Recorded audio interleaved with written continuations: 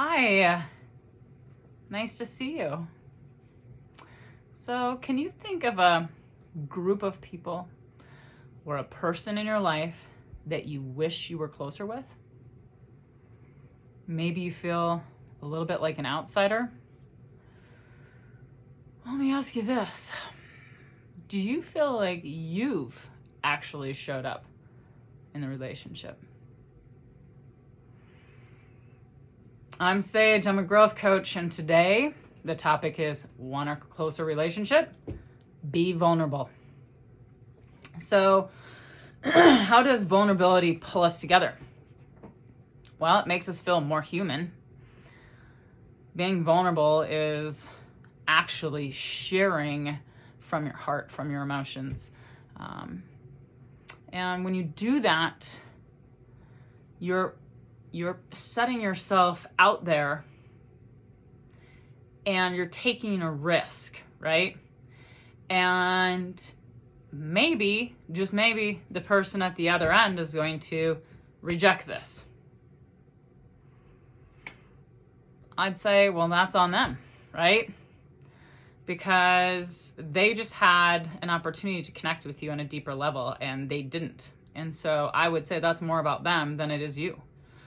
You put yourself out there like this and somebody receives that and pulls it in, now you've connected on a whole different level. So it makes us feel more human. It also shows others that we're not perfect and we don't expect them to be. Ugh, perfect. Perfection. Yeah, a lot of us have really tried to be perfect for a long time, and I think it was a conditioning in our society for quite a while there. And now we know that that's just a coping mechanism, often to traumas and rough life experiences, because there is no perfect, and then nobody'd want to be around anybody that's perfect anyway. Right? So number 3, how can vulnerability pull us together? Well, it shows them more of our heart and our spirit, and we really want to lead with those things instead of our mind and our ego. Number 4 is relationships are like mirrors, if you didn't know that, and they show us what our spirit wants us to work on. So it is very likely that if you feel like an outsider, you may be making them feel the same way. Here's a quote: vulnerability is terrifying.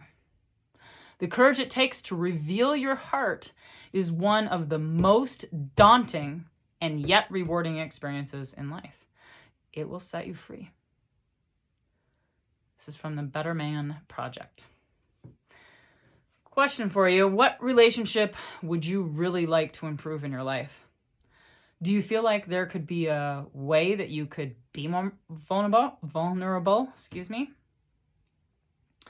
Remember, if you choose to be vulnerable and it doesn't work out, then first off, you can have a clear conscience and understand that maybe the relationship isn't meant to be closer, or the other person has their own things to deal with, or maybe the timing just isn't right for the other person.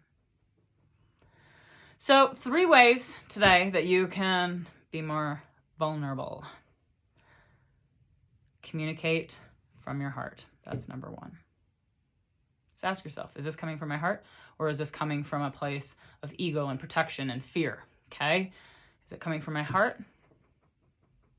That's where you want to communicate from. Also, number 2, you want to stay present in the moment. Boy, cell phones are nice, aren't they? You can do a lot of things on a cell phone. Put it down. Put it in your pocket. Make sure you've showed up for the person and you're not dinking around on your phone when they're trying to talk to you, and be vulnerable, because that's going to kill that, right? Or multitasking, another disease, just like perfectionism, right? Multitasking. Don't do 27 things at once when your kid is trying to have a conversation with you. I know you're busy, but maybe if you truly listen to what they're trying to tell you, it'll save you time down the road. And the 3rd way you can be more vulnerable is listen, and then listen some more.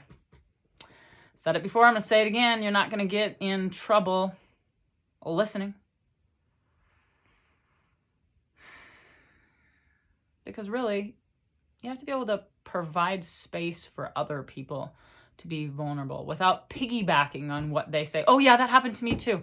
Nobody cares, okay? Let them tell their story and then provide the space for them to do so that they feel comfortable and they feel heard, and hopefully they'll reciprocate for you when it's time. So, want a closer relationship? Be vulnerable. How can you better lead from your heart and improve a relationship in your life?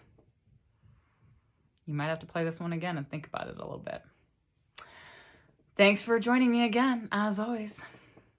My name's Sage Robinson Miller. I'm a growth coach. Follow me on Facebook, Instagram, YouTube, or my website, growingsagejourney.com.